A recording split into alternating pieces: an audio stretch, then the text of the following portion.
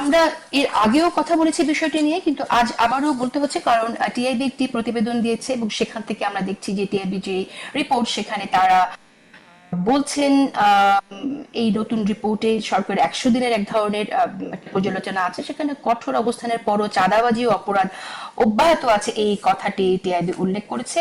কিছু প্রশংসাও এখানে আছে, বিশেষ করে প্রধানমন্ত্রীর কিছু উদ্যোগের কথা এখানে খুব পজিটিভলি দেখা হয়েছে। আমি একটু শুনতে চাই আপনি ওভারঅল যদি দেখে থাকেন তাহলে আপনি কিভাবে দেখছেন টিআইবির প্রতিবেদনকে।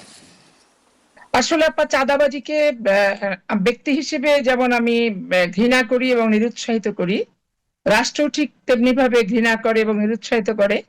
এবং বর্তমান যে দলটি ক্ষমতায় আছে সেই দলটিও কিন্তু নিরুৎসাহিত করে, ঘৃণা করে এবং বিভিন্ন সময় বিভিন্ন পদক্ষেপ তারা নিয়েছে।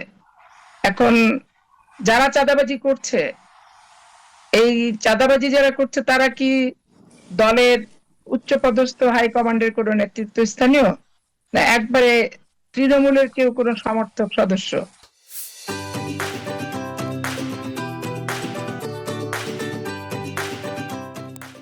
একটি অঙ্গ সংগঠনের সদস্য? এটা একটু দেখতে হবে প্রথমত। দ্বিতীয়ত, যে যেই লেভেলেরই হোক, চাঁদাবাজিটা প্রত্যাশিত কোনো বিষয় না, কারোর কাছেই কাম্য না এই বিষয়টি। তো এখন এখানে অনেকেই দেখবেন যে এখন দলে লোকের অভাব নাই বিভিন্ন, আর হয় কি আওয়ামী লীগ এবং বিএনপি এইগুলোর সংগঠনে দলে আসার সিস্টেম, যাওয়ার সিস্টেম, সেরকম কোনো সিস্টেমেটিক ওয়ে কিন্তু নাই। স্বাভাবিকের যে কেউ আমি দল করি, এই মুক্তিযুদ্ধের প্রজন্ম দল, এই তরুণ প্রজন্ম দল, এই অমক তমক করে লাগিয়ে টাগিয়ে দিয়ে কি করে বেড়াচ্ছে আমি জানি না। তবে এটা ঘৃণিত কাজ, এটা না করাই উচিত। আর স্থানীয় প্রশাসন এই ব্যাপারে সবচেয়ে, অভিযোগ যদি আসে কারোর বিরুদ্ধে চাঁদাবাজির, তাহলে এটা একবারে সরাসরি খুব কঠিন পদক্ষেপ নিয়ে তাদেরকে আইনের আশ্রয় নিয়ে এসে তাদেরকে দেখে এমন আশ্রয় নেওয়া উচিত যাতে তাদের দেখে আর 2-10 জন এই কর্মকাণ্ড থেকে বিরত থাকে। ওকে, কিন্তু এই প্রতিবেদনে আমরা দেখছি যে আইন শৃঙ্খলা পরিস্থিতি নিয়েও বেশ কিছু মন্তব্য করা হয়েছে। এখানে ধর্ষণের শিকার কতজন হয়েছে সেরকম একটি তালিকা দিয়েছে, যদিও এই তালিকাটি যে সময়টা দেওয়া হয়েছে এর আগের সময়েও ধর্ষণের পরিমাণ যথেষ্টই ছিল, ধর্ষণ খুনের পরিমাণ অনেক ছিল, আমরা সেটা জানি। তারপরও আমরা নির্বাচিত সরকার উদ্যোগ নেবে এবং আইন শৃঙ্খলা পরিস্থিতি উন্নতিকরণ, সেটা কিন্তু সরকারের অন্যতম একটা প্রতিশ্রুতি। সেই জায়গা থেকে আমি একটু জানতে চাই যে আইন শৃঙ্খলা পরিস্থিতি আসলে যে উন্নতি খুব একটা হচ্ছে না, এই যে অভিযোগটা আছে, সেই অভিযোগকে আপনি আমলে নেন কিনা, যদি নিয়ে থাকেন তাহলে আসলে দায় কার? এখানে আপনার দায়ের চেয়ে আমলে না নেওয়ার কোনো ইয়া নাই, কারণ হয় কি এগুলো তো সব দৃশ্যমান জিনিস। এখন হত্যা কি মারা যাওয়া, এখানে হচ্ছে কি পারিবারিক কলহের জের হিসেবে মারা যাচ্ছে।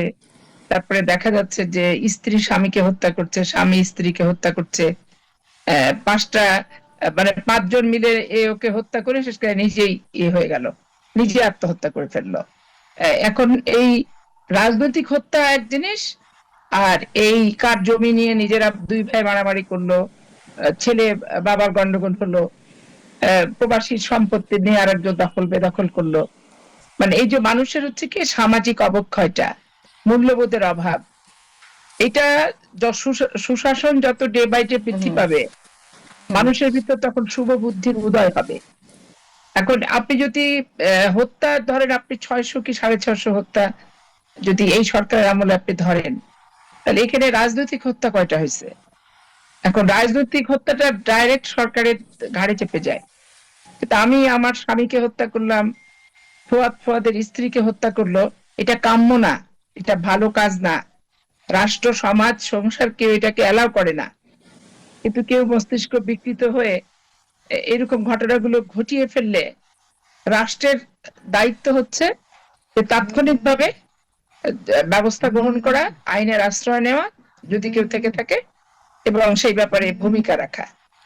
আমার মনে হয় যে আপনি যেটা বললেন যে সামাজিক অবক্ষয়ের কারণে যে হত্যার ঘটনাগুলো ঘটে, সেই জায়গাতেও মনে হয় রাষ্ট্রের করণীয় আছে। আইনের শাসন যদি নিশ্চিত করা যায় না, তাহলে বোধহয় সেটাই সেটা বললাম। সে ধরনের অপরাধকেও বোধহয় নিরুৎসাহিত করা না, সম্ভব। আইনের রাইট? সরকারের ভূমিকা তো অবশ্যই আছে, কারণ এখানে আইন প্রয়োগকারী সংস্থা আছে। যে যেমন মাস্টার পড়াতে গেছে, মহিলা টিচার, চাঁপাইনবাবগঞ্জে যে ঘটনাটা ঘটেছে, পড়াতে গেছে, সেখানে তার ট্রেন ছিনতাই হোক যে হোক, বাসায় বস্তাবন্দি লাশ পাওয়া গেছে।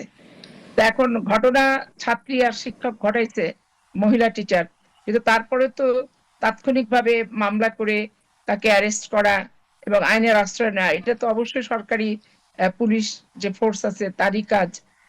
তারপরে যখন এটা এগুলো ঝুলায় না রেখে তড়িৎ গতিতে নিখুঁতভাবে চার্জশিট দিয়ে বিচারের সম্মুখীন করা উচিত। কারণ একটা শিক্ষককে হত্যা করে যে ছাত্র, ওর তো ছাত্র হওয়াই উচিত না, লেখাপড়ার তো কোনো মূল্যহীন হয়ে গেছে সেই ছেলে অথবা মেয়ের কাছে।